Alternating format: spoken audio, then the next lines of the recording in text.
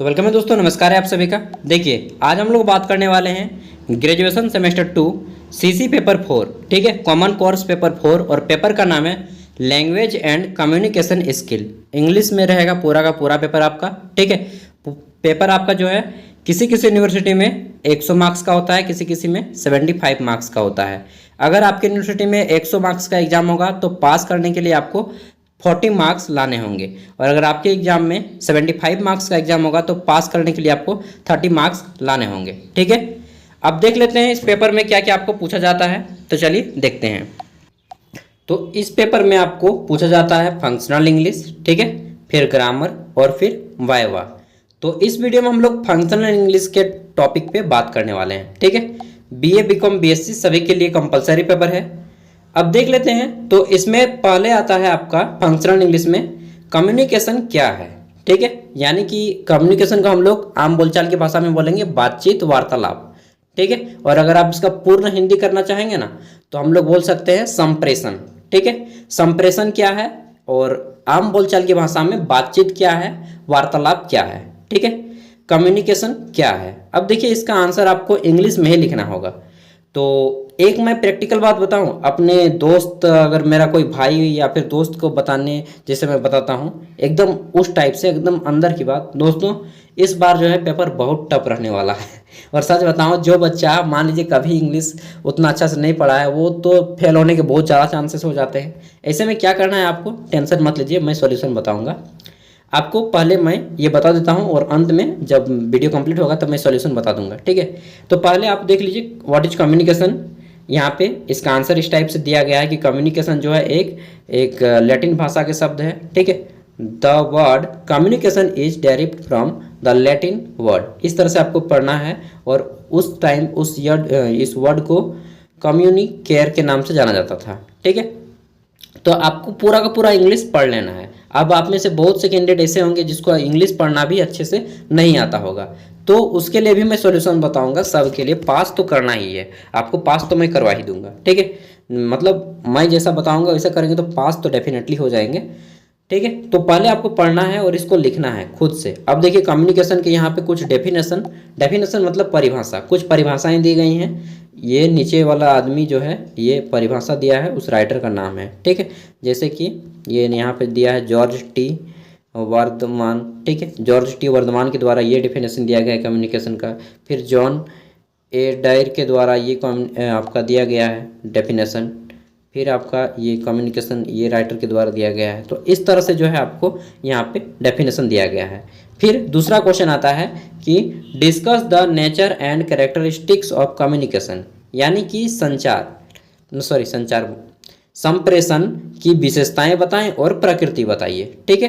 तो संप्रेषण की विशेषताएं यहाँ पे दिया गया है एक एक करके कि कम्युनिकेशन इज कंटिन्यूअस, यानी कि आपका जो संप्रेषण है यह लगातार होता है।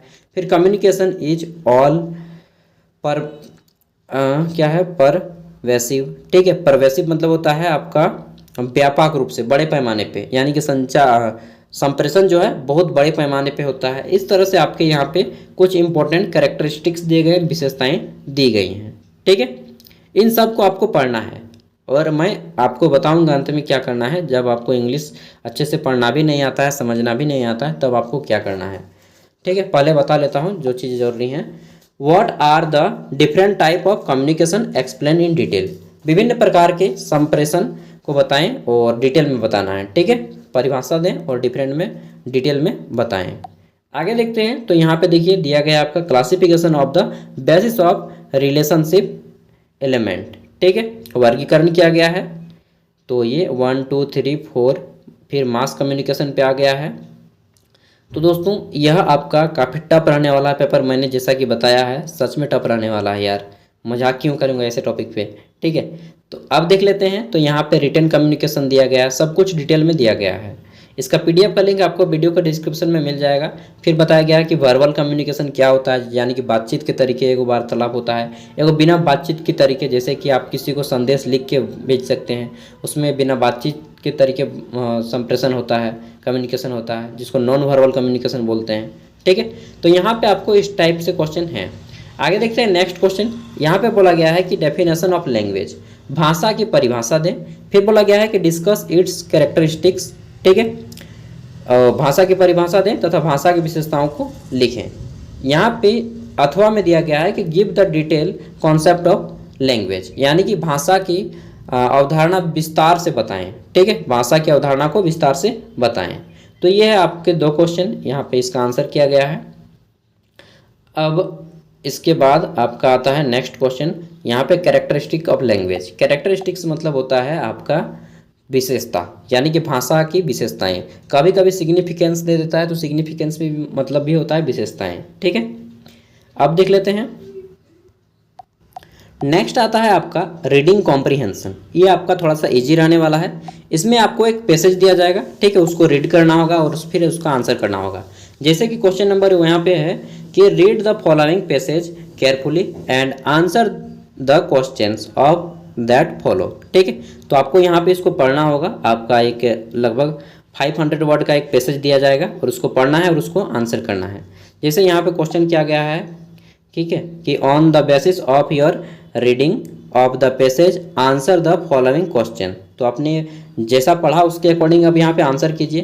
पहला है कि how do we pollute our environment, यानी कि हम अपने पर्यावरण को कैसे प्रदूषित करते हैं, ठीक है, कैसे प्रदूषण फैलाते हैं। तो यहाँ पे आपको पढ़ना है पैसेज, उसके अकॉर्डिंग आंसर देना है, अपने से आंसर नहीं देना है, ठीक है।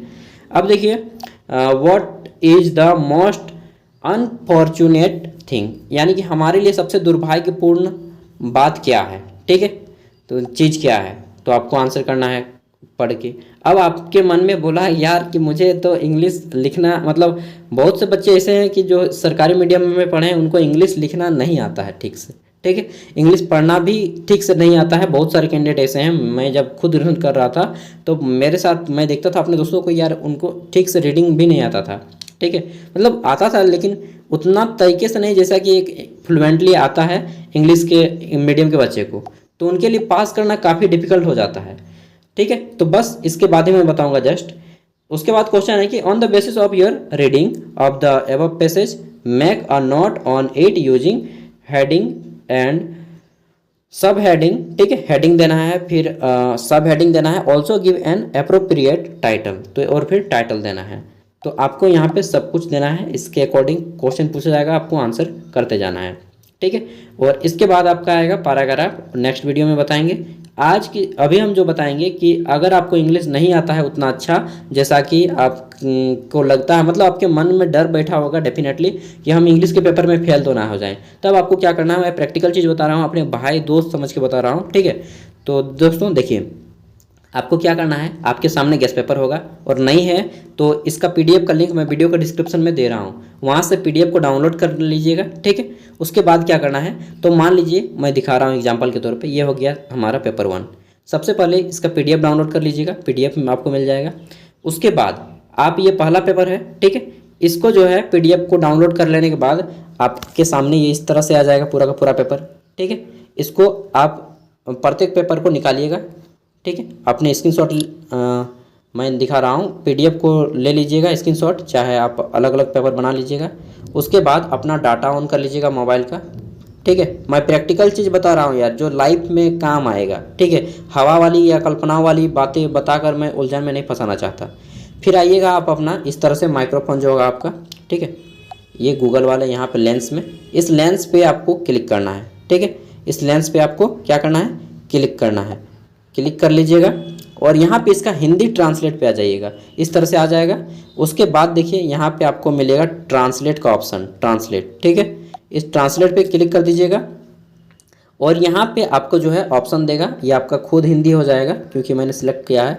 अगर आपका खुद हिंदी नहीं होता है तो आपको, 1 मिनट दिखा रहा हूँ, ये रे यार, यहाँ पे तो आओ भाई, ये क्या हो गया जिसको मैं दिखा रहा हूँ, आपको लैंग्वेज सिलेक्ट करने देगा, ठीक है।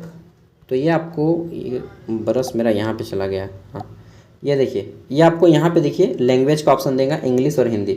अपने आपका इंग्लिश रहेगा, हिंदी में यहाँ पे आपको ये दूसरा वाला इस साइड वाला को टच करना है, ठीक है, और यहाँ पे अपना लैंग्वेज सेलेक्ट कर लेना है हिंदी, ठीक है। अगर आपका ऊपर में नहीं होगा तो यहाँ पे आइएगा एच वाले ऑप्शन पे, GH, देखिए मैंने हिंदी सेलेक्ट किया है तो ये आपका हिंदी इस तरह से आ जाएगा और सब कुछ हिंदी में आप पढ़ लीजिएगा, ठीक है। हिंदी में पढ़ लेना है। उसके बाद क्या करना है, सब कुछ हिंदी में पढ़ने के बाद दोस्तों आपको इसका हिंदी समझ लेना है।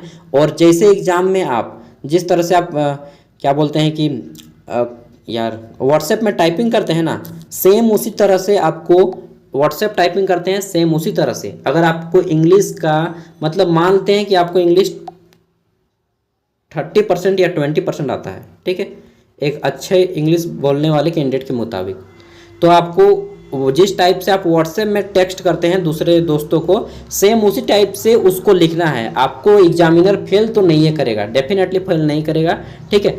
आपको 100 में अगर आप सभी क्वेश्चन का आंसर करेंगे तो आपको 50 मार्क्स जरूर आ जाएगा, जो कि आपको एग्जाम क्वालिफाई करने के लिए इनफ होगा, ठीक है। 40 मार्क्स लाने हैं आपको एग्जाम में। और इस तरह से जिसको एकदम बिल्कुल इंग्लिश नहीं आता है वो इस तरह रूल का ही फॉलो करेंगे, जाएंगे, इसको हिंदी ट्रांसलेट करेंगे और हिंदी पढ़ के समझ के आप आंसर लिख लीजिएगा। और जिस तरह से आप क का के ख का के एच होता है यानी कि मीनिंग व्हाट्सएप करते हैं जैसे अपने दोस्तों को टेक्स्ट, उसी तरह से सेम आपको ये रूल फॉलो करना है एग्जाम में, ठीक है। अगर आपको इंग्लिश आता है तो आप इंग्लिश में ही लिखिएगा, ठीक है, जैसा कि यहाँ पे बुक में दिया जाता है, सेम उसी टाइप से इंग्लिश ट्रांसलेट कर कर। और अगर आपको नहीं आता है तो दोस्तों व्हाट्सएप वाली जो मैंने नीति बताई कि आपको ट्रांसलेट करके टेक्स्ट के थ्रू लिखना है, प्रैक्टिकल चीज़ बता रहा हूँ यार, झूठ मूठ का मैं नहीं बताऊँगा कि हाइपोथेटिकल बात जो आपको समझ में ना आए, जो चीज़ समझ में आ रहा है उसी को बता रहा हूँ, ठीक है। तो इतना आपको करना है, इसको हिंदी करना है, पढ़ना है और आपको व्हाट्सएप की तरह वहाँ पे आंसर लिखना है। जिसको इंग्लिश नहीं आता है ठीक से, ठीक है, वो उनके लिए। आई होप, मैं उम्मीद करता हूँ कि वीडियो आपको पसंद आई होगी और इसका PDF का लिंक वीडियो का डिस्क्रिप्शन में मैं दे दूंगा। और बाकी एक चीज़ बता दूं, यहाँ पे आपको पूरा ग्रेजुएशन का कंटेंट दिया जाता है हमारे चैनल के माध्यम से, तो आप हमारे साथ जुड़ जाइए। अगर आपका कोई दोस्त हो तो प्लीज़ उन तक वीडियो को शेयर कीजिएगा, क्योंकि मैं अपने दोस्त की तरह, अपने भाई की तरह, अपनी बहन की तरह आपको गाइड करता हूँ, ठीक है। बाकी मिलते हैं अगले वीडियो में, तब तक के लिए बाय। कुछ भी डाउट हो अब कमेंट में डाल दीजिएगा, मैं अदर पेपर और प्रीवियस ईयर क्वेश्चन पेपर लाता रहूँगा, आपके साथ जुड़ा रहूँगा, ठीक है। Thank you for this video, bye bye, मिलते हैं अगले वीडियो में। बेस्ट ऑफ लक अच्छे से एग्जाम दें।